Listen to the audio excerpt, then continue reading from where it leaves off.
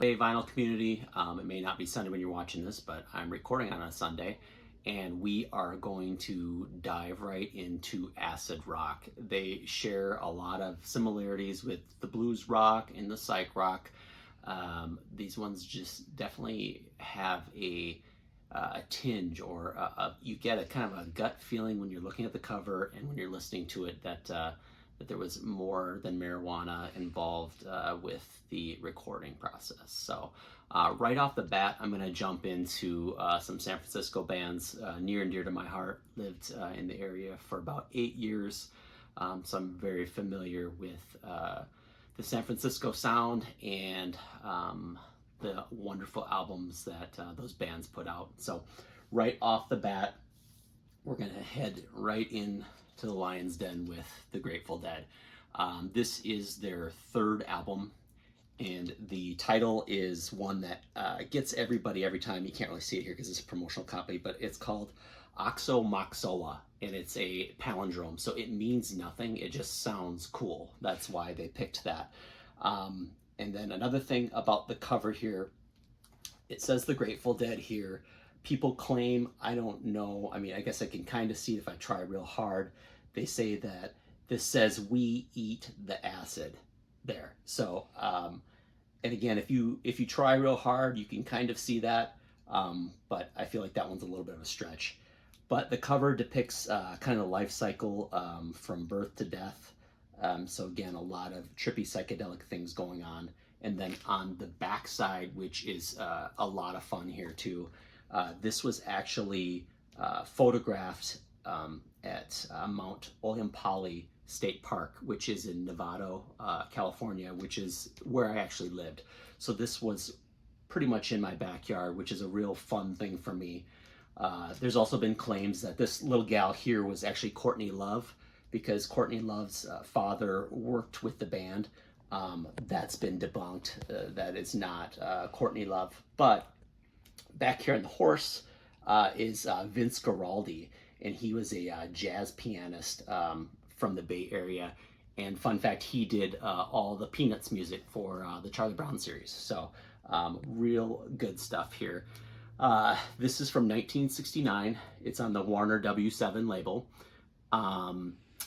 There's a lot of good songs on here that would go on to become some of their live favorites. St. Stephen's, one of them. Dupree's Diamond Blues, and then China Cat Sunflower is a big one. This one is definitely their most acid-drenched, most out there album. A lot of people would say Anthem of the Sun, the one that came before this, but I'm betting on this one. This is the ticket here. So, all right, next album from San Francisco is the infamous Jefferson Airplane. This is their third album after their big hit album Surrealistic Pillows, that kind of launched them and made them the it band of San Francisco. This one came out in 1967 on the RCA label. And Paul Kantner said the title, which is called After Bathing at Baxter's, what it means is after taking LSD. He said that in an interview. And so Baxter was code word for LSD. So you got a pretty good idea of what you're getting into when you get into this one. And the gatefold on the inside too, you can, I'll show that to you quickly here. You can kind of see the band in their production phase here in dark lit rooms doing God knows what, but probably having an amazing time. And then if you get even further in here, there's an inner sleeve that has artwork from the band that is absolutely bonkers. It's hard to make heads or tails of it. But it is really fun to go through, and I think it's even more fun to go through when you're listening to the album. So that would be my recommendation if you get the record and you want to listen to it. Go through the artwork at the same time.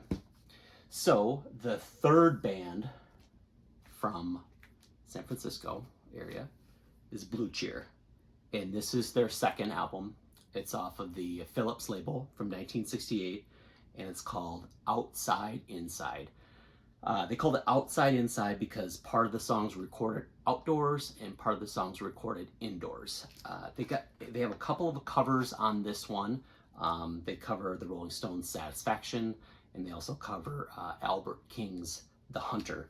And this one too, you can just tell from the cover that you're really in for a interesting ride. And again, this is one where their first album is lauded as a masterpiece as well, and kind of an originator of heavy metal music. But this one definitely has acid vibes to it, psych vibes to it, and it's an amazing listen.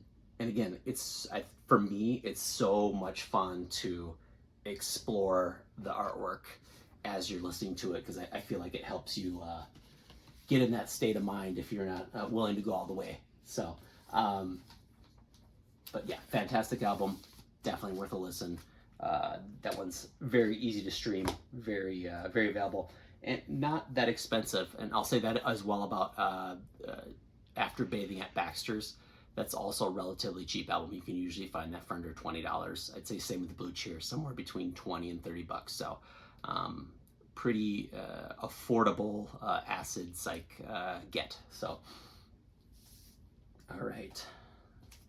Another San Francisco band, Quicksilver Messenger Service. So these were the last guys on the Haight-Ashbury scene to get signed to a major label. They got signed with Capitol Records. This one came out in 1968 as well. And they just lived right down the street from the Grateful Dead, and their music is very similar to a lot of the Grateful Dead work. Lots of heavy guitar work, lots of jamming, extended solos, all those things that you really love in your psych, in your acid rock. So great album again, and this one too is relatively easy to find, and is not going to break the bank, and it's a great listen. So they went on to have several albums after this, but this is the one that's most acid drenched, most psych forward, I would say.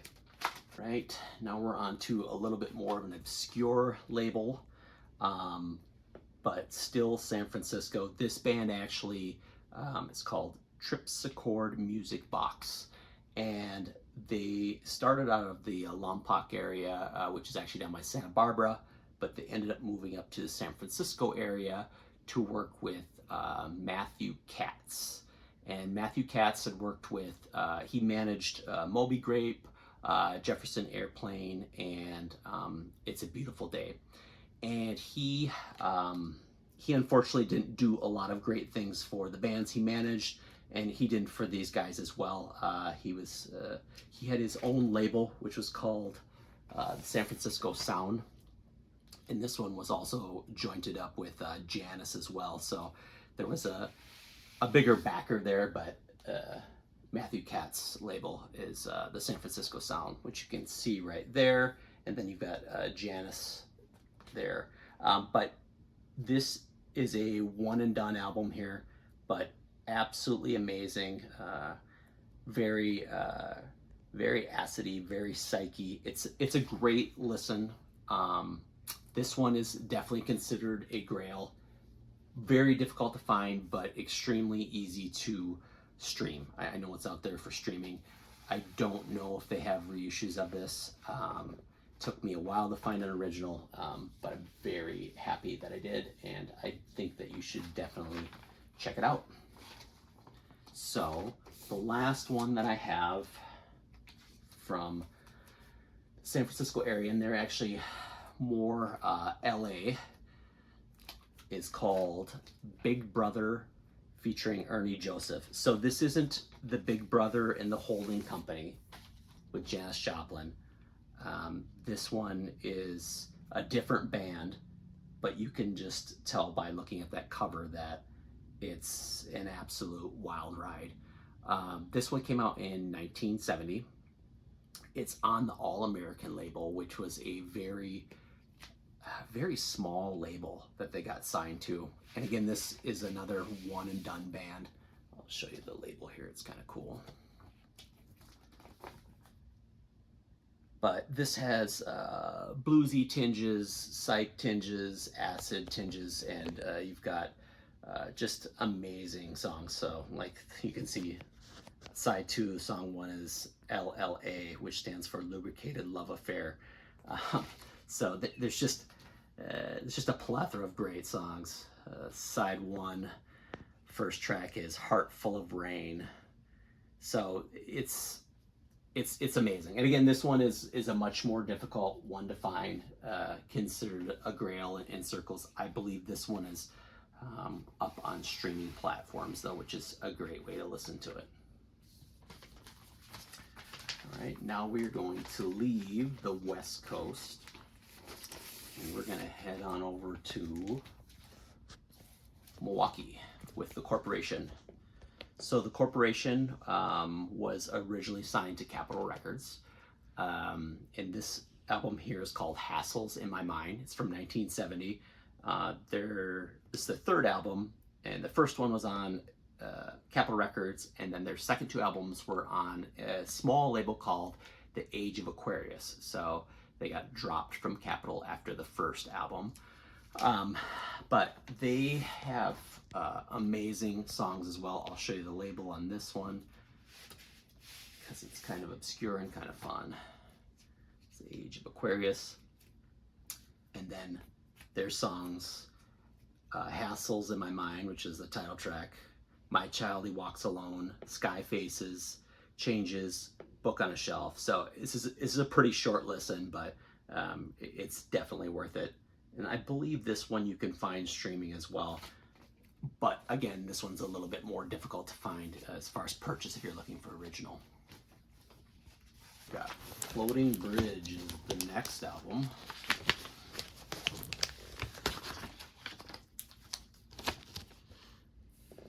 And Floating Bridge was a band that had one album and then they were done, so they're one and done. They're from Vault Records from 1969, and they actually named themselves after the famous floating bridge in Seattle. So beyond those tiny tidbits, there's not a lot known about this band. But what we do know is that they left us with an amazing album and wanting more. But they've got some good covers on here too, as you see a lot with acid rock and psych rock. So they cover the Beatles' Hey Jude.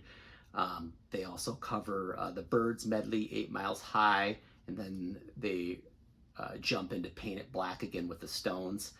And then this one again too, like you just right off the bat, it starts off on side 1, track 1 is Crack Shot, and as soon as the needle hits the groove on that one, you know it's going to be a good album. It's going to be worth listening through. Again, not a lot known about this band. I have been able to stream this one, but this one is definitely considered a grail too. Much more difficult to find, but absolutely amazing. We're gonna stay on the West Coast with Douglas Fir, Hard Heart Singing. So this one is an amazing album. It's on the Quad Records label, which is a subsidiary of MGM. And again, not a ton known about this band. They were a one and done power trio, so just 3 members in the band. But you've got Hammond B3 organ on this, and it's fantastic. So every track is phenomenal. It flows together so beautifully. I'll show you this. This one's the kind of fun. It's the white label promo, which everybody loves and wants those promos. So we might as well take a peek, right? And there it is right there, which I think this is the only one I've got off of Quad Records. I wasn't even familiar with that subsidiary of MGM, but nonetheless, fantastic album. Again, a little bit more difficult to find, but I believe I've streamed this one as well, so that's a great way to listen to it. And honestly, my opinion with any of these albums, if you're going to be spending a fair amount of money, try to stream it, try to find it first, because it can be a lot of money to spend if it's not something that you're into. So, all right, the next one is Mad River. So back on the Capitol label. This is their self-titled from 1968, and these guys formed in Antioch College in Yellow Springs, Ohio, and then they moved to Berkeley, California, where they cut their first album. Lawrence Hammond is the chief songwriter, and he went on to have a solo career and a career after Mad River. They only had 2 albums, both on Capitol. The second one is a little bit more country psych flavor, I'd say, than this one. But this one is definitely a true acid rock in the sense of the word. The first song, Merciful Monks, High All the Time, Amphetamine Gazelle. So, yeah, you know right there that the state of mind when recording this. But it's fantastic. This one I know is available for streaming, and this one is definitely considered a grail as well. This one is fun because it's got the promo punch on there too that Capitol did. So Capitol didn't do the white label promos, but what they would do is they punch free in to the top, so that obviously if you tried to resell it, that wouldn't work very well. So next off, we have out of LA, St. John Green, self-titled, on Flick Disc, which came out in 1968. And this album was produced by Kim Foley, who was responsible for, he had a solo career, but he worked with the Runaways and Joan Jett back in the day, was kind of famous for launching them. But this is trippy, it's psyche, it's dark, it's goofy, it's funny at times, and it's weird. If you look at the first track here, you've got Seventh Generation Mutation, and then you've got Canyon Women, Devil in the Sea, Do You Believe, Help Me Close the Door, Messages from the Dead. These guys were on some other plane, no question about it.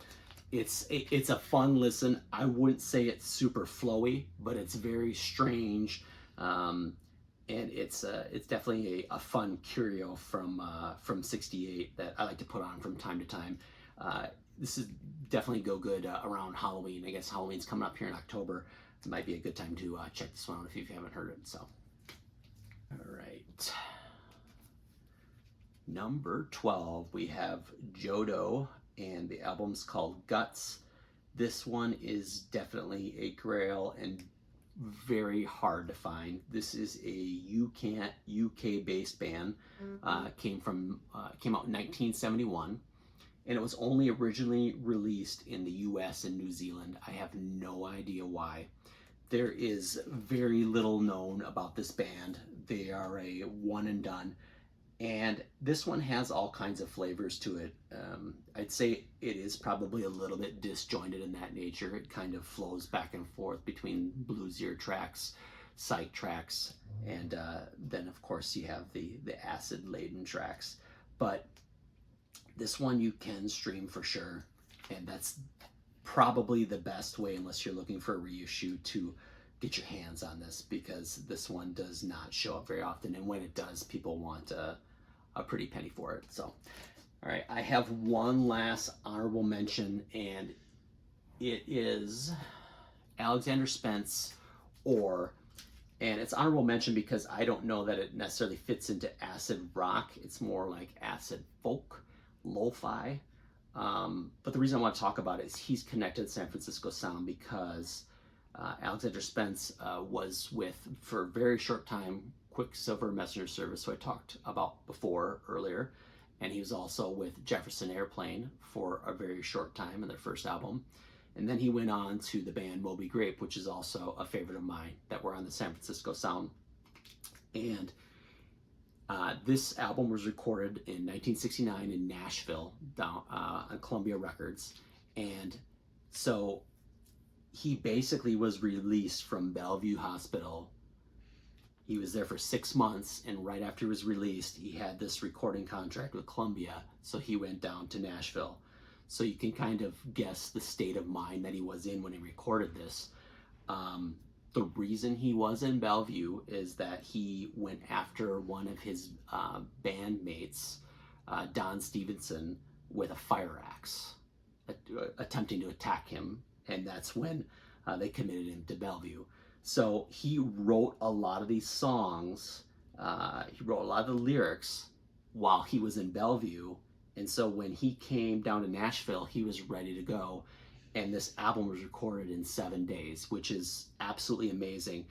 And Skip thought this was going to be just demos. So he gave the album to them thinking that it was going to be demos, and it was later going to be backed by full band and full production. It was released as is. So this is very lo-fi, very low-key, but it's beautiful because you really get where he's at that point in his life, and this is definitely considered a grail. It's very hard to find. It is available to stream, but it is a masterpiece in every sense of the word. So I usually do only 12, but Skip made me do a lucky or unlucky 13, I guess. I'm not sure, but anyways, there we are. So that will conclude the video for Acid Rock. And I did have some non-major labels this time around, and I think that's what we're going to do this next go around. I might either do a summer vinyl tag, or we might be looking at doing private label Psych or more obscure, just because I don't want to talk about things that everybody knows about or is familiar with, and I want to stick to something that you might learn something, and that's kind of what I look for. So hopefully that's what you're looking for as well. We'll see you next time.